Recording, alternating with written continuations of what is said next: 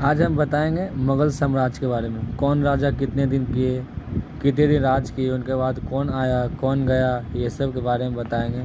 तो सबसे पहले मगध साम्राज्य। सबसे पहले बात होता है हयक वंश। हयक वंश जो 544 से 412 ईसा पूर्व तक रहा। ठीक, इसका स्थापना कौन किया था? बिम्बिसार। ठीक, शासनकाल रहा 544 से 492 ईसा पूर्व।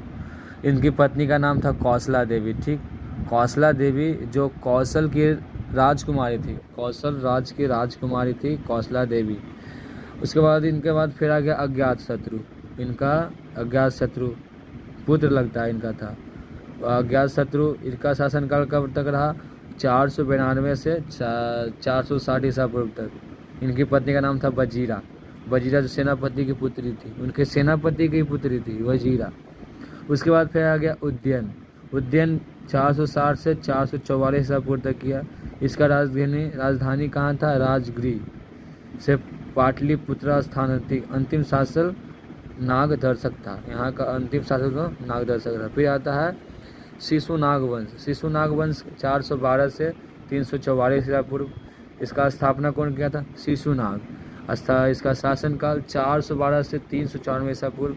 राजधानी कौन था? वैशाली को दूसरी राजधानी बनाया गया। वैशाली को दूसरी राजधानी बनाया गया। फिर आ गया कालाशोक।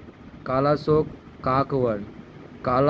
कालाशोक के बाद इसका शासनकाल 394 से 386 ईसा पूर्व। राजधानी पाटलिपुत्र। अंतिम शासक था नंदीवर्धन।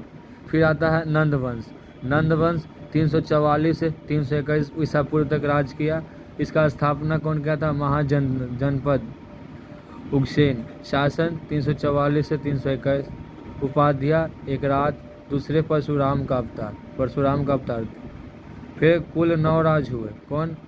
उग्रसेन, पंडुगात, भूपाल, राष्ट्रपाल, गोविस्तातक, 10 सिंधक और कैवट तथा घनानंद। फिर अंतिम शासक गणानंदी हो गया। अंतिम शासक गणानंद था, जिसके शासन काल में सिकंदर ने भारत का आक्रमण किया। इसी के शासन काल में सिकंदर जो था वो भारत में आक्रमण किया था। बस इतना ही था मगध साम्राज्य के बारे में।